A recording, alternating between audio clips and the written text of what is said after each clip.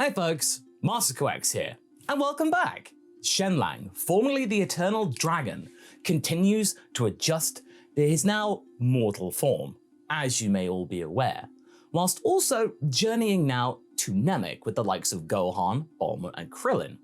And whilst he's on this journey, Lang is grappling with the loss of his powers, and in the last part, the group was encountering Frieza's minions on Namek, learning of Frieza's pursuit of the Dragon Balls.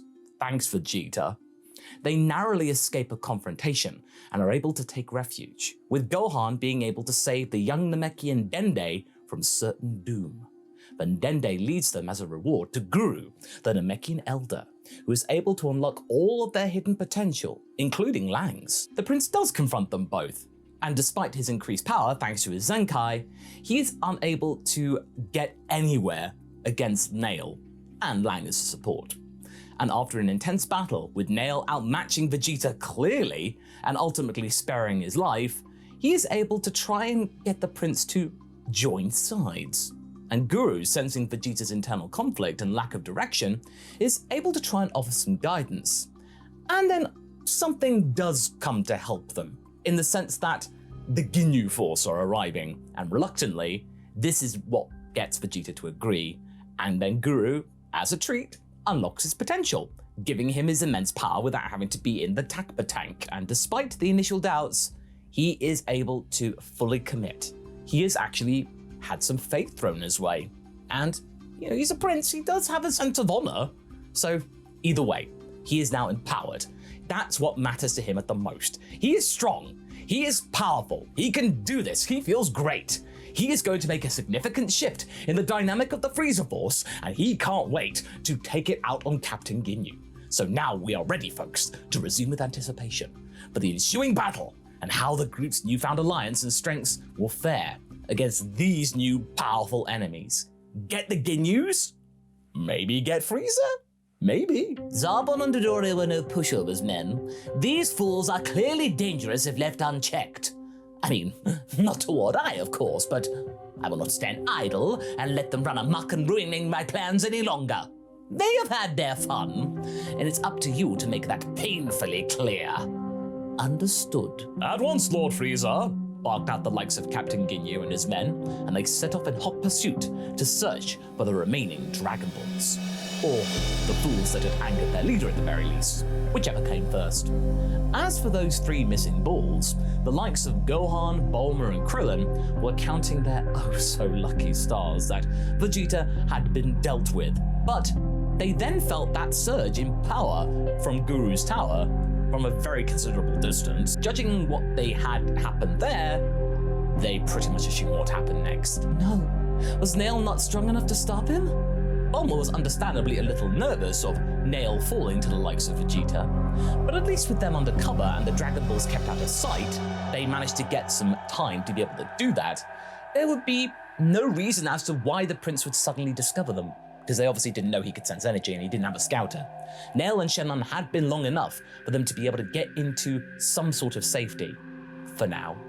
And speaking of, the trio at Guru's tower were prepared to face the Force head-on, with Vegeta taking the lead. Nail wasn't all that happy going along with this, letting the Saiyan that killed his fair share of Namekians take charge. It just felt wrong, but Guru was fine with it, and as Lang pointed out, it was a small victory just to even get him to play along. They needed every strong person they could get. And besides, said Lang in addendum, I'm sure that Guru knows what he's doing.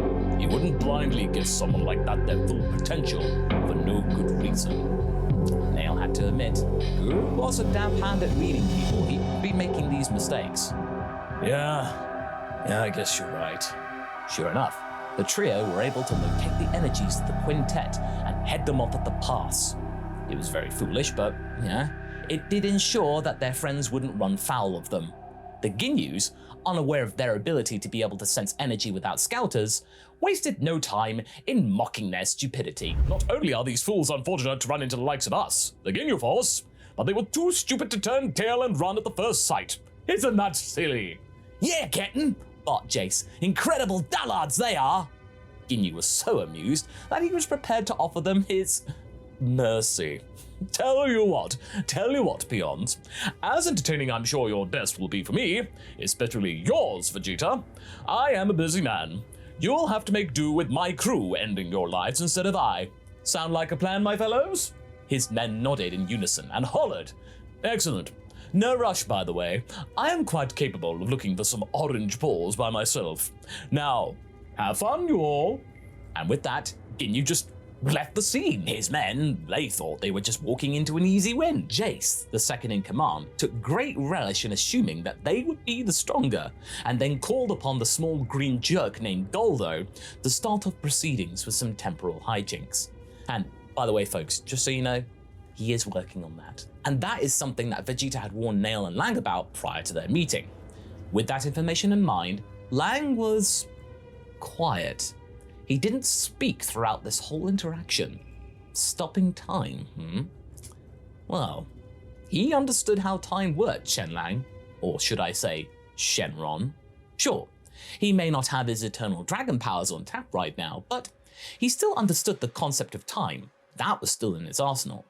He didn't think that it would be of use until now, knowing that such a being as Guldo existed, and with this newfound potential he had unlocked and all of the training with Nail, he might stand a chance against him. Lang stepped forward and faced Guldo. So, a willing volunteer to demonstrate my powers to all, eh? Chuckled the Green Ginyu Force member. Lang looked disinterestedly back at him. You could say that.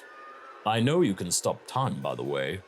Guldo was perturbed by his calmness, but no matter. Well, who's to say I haven't stopped it already? He turned to Vegeta. You must have done this. You spoiled my techniques, you overgrown monkey. Vegeta smirked. I would apologize, but I'm finding this all too satisfying. Continue, Dragon Man. Lang got into position. I'm waiting. Guldo was getting angry and promptly began to hold his breath. Instantly, the flow of the stuff ceased around him, and Guldo merrily pranced along toward Lang, who remained still as a statue, as typical, and proceeded to grab onto his legs to try and intimidate this fool into submission. For a second, he thought about letting go of his breath and then just trying to spook. But then, just as he was about to do that, Lang's eyes moved and looked down at him. Hello. Guldo was scared out of his mind and fell backwards, time resuming. Guldo, said Berta with mild confusion. What's going on? Why are you all flustered? Lang replied. He lost track of time, you see. He smiled at Guldo with genuine catharsis. Care for me to tell you what time it is? Guldo wanted answers and promptly stopped time again. Using sign language, he frantically wanted to know how Lang could move in non-time. This was impossible for anyone other than I or anyone skilled in the art. Lang chuckled. Oh, you think the flow of time is your ally, but you merely adopted it. I was born in it, molded by it. I didn't realize this until I was reborn a man. By then it was nothing to me but fleeting. He was really enjoying this. He then rushed the small fry and began to wail on him before then strangling him. Yes, this was quite barbaric for the likes of he, but he understood that a mortal being such as this, that could bend time, was not somebody that should be allowed to roam free in the midst of a battle. It could only cause trouble and mischief, and right now, this was not something that would help. And he could help. Guldo's eyes were bulging out of their sockets, and the breath he so desperately needed to draw to resume time was not aiding him when he needed it most. Seconds later, he lost consciousness and promptly bit the dust. His passing, restoring time, and the pair of them reappearing some distance away with Guldo dead. The remaining trio were left stunned. How? How was that possible? How could Guldo succumb to somebody they thought was so weak and had been so mute? That time ability was bulletproof before now as well. Without a second to lose, Berta rushed over to Lang to avenge his fallen comrade and punched him in the gut, which did hurt the Dragon Man. You've got some nerve doing that. You will pay for what you did to Guldo. But before Berta could strike Lang again, Vegeta tapped him on the shoulder. Fast enough for you, Berta? Berta hadn't sensed him approach. He hadn't expected him to be so fast. He was the fastest in the universe, and then he'd been outfasted. But before he could respond, Vegeta began to wail on the blue man, allowing Lan to escape and get some distance from the rest of the group. As for Nail, he was busy tackling Recoome, and thanks to his training with Lang, he had just about enough power to have the upper hand. The Dragon Man was looking at the whole battle unfold, and fortunate that Jace, the red one, was not getting involved. He was scared out of his mind. Clearly, the Force had never seen such resistance counter them before. Thankfully. He said to himself, somewhat tired. Good thing that small one was so weak. If he had been much stronger, that stunt may have backfired horribly. He was counting his lucky stars when another power came into his field of sensing. Yes, he recognized it clear as day. Son Goku. He was in orbit. He had arrived. As that was going on, the group in the caves could sense Goku's arrival and thought that this might be the right time to grab the other Dragon Balls from right under Frieza's nose. Bulma was keen to do so, as she didn't want to spend any longer on this planet now Goku was here to take up the slack. Surely Frieza would be preoccupied with this to not notice us sneaking and grab them from him. Krillin was nervous about this, because he had no idea how Frieza operated, but she did have a point. They did kind of want to leave, and no time like the present. With Gohan in tow and Dende following close by for safety, the group headed for Frieza's ship, with Dende being reminded by Guru via telepathy of the password needed to unlock Porunga should they be successful. Sure enough, Frieza was intrigued by Goku's arrival, but not enough to go and get involved because he was quite enthralled with the action playing out on his replaced scouter. With their powers hidden, thanks Krillin's stealth mode, the group managed to sneak onto the ship and subdue anyone that got in their way quietly, not killing them, but knocking them out to avoid any upset. Thankfully, the balls had been secured in Frieza's living quarters and not his throne room where he was presently, which meant that they could just walk in, grab them, and of course promptly skedaddle out of the nearest window, blasting it open and fleeing as fast as they could get away with. Back at the fight, Goku was busy making himself very much known in the midst of the Ginyus, well, the remaining Ginyus, with he and the trio making light work of Recoome, Berta, and even Jace. In the distance, Captain Ginyu had been having very little luck finding the missing orbs, but then he did spot the quartet, including Dende, flying at great speed away from Frieza's ship with the Dragon Balls that Frieza had acquired. Thieves! He roared and was about to fly after them, but then his scouter started to beep frantically, bursting into life, proclaiming that something bad was going down where his men were. They, it turned out, were in deep trouble, their powers fading rapidly before each of them was starting to disappear completely. What? What's going on here? He bashed his scouter to check if it was faulty, but no faults reported. They were either badly wounded or... No, he had no choice but to go and check on his men. They didn't have all of the Dragon Balls. That could wait. They couldn't work the balls anyway. The child Namekian, they would know how to use them, right? Right? Well, he rushed back to the battle and just checked on them, and then he could go back after them in a second, because he was really fast. He arrived in time to see all of his men on the floor, motionless. Ginyu was furious and demanded to know who was responsible for this. Goku was the one to step forward, although it was a group effort really. With Goku's Kaioken ability on full display, the first time Lang seeing this by the way, since in the previous part he had been knocked out, he could now sense Goku's power increase violently and instantly. Whoa, Lang thought they could win easily. Don't be so sure, Dragon Man, said Vegeta with seriousness. He can only sustain that technique for a moment. I know only too well its limitations. Let's hope Ginyu doesn't figure this out. Lang turned back to the fight, and Goku was still clearly dominating the battle. Well, okay, he'll take that. He and Nail weren't needed to save the day after all. Well, don't be so sure, Lang. Meanwhile, the other group put all 7 Dragon Balls together on the ground, and Dende was ready to summon Porunga. As the dragon was awoken, Lang could see the sky turn black, as could Nail. Vegeta was not privy to how the Dragon Balls worked in this particular facet, and Goku and Ginyu were distracted fighting each other. Frieza paid it no mind because he was also not aware of the inner machinations of summoning eternal dragons. He just assumed put the Dragon Balls down and they just would work. But Lang knew what it was. Porunga, he correctly guessed. The dragon Porunga was summoned and promptly asked Dende in his native tongue what their wishes would be. They found out that they could only wish back one person at a time and quickly chose to bring back Piccolo to existence, as that would mean that Kami would be revived back on Earth and those Dragon Balls would be restored to full working order. Hey, said Krillin, that'll also mean Lang will be strong again, right? Bulma was confused. Why would the Dragon Balls make Lang stronger by summoning Piccolo? Gohan clocked onto this too and he looked thrilled. Yeah, Lang can use his dragon power to get... The two boys froze in place and realized their mistake, slowly turning to Bulma, who looked absolutely shocked. She'd figured it out. Dragon powers? Lang? No way. You're saying that Shenlang is Shenron? The boys meekly nodded and Bulma just smacked her head. Why didn't I figure this out sooner?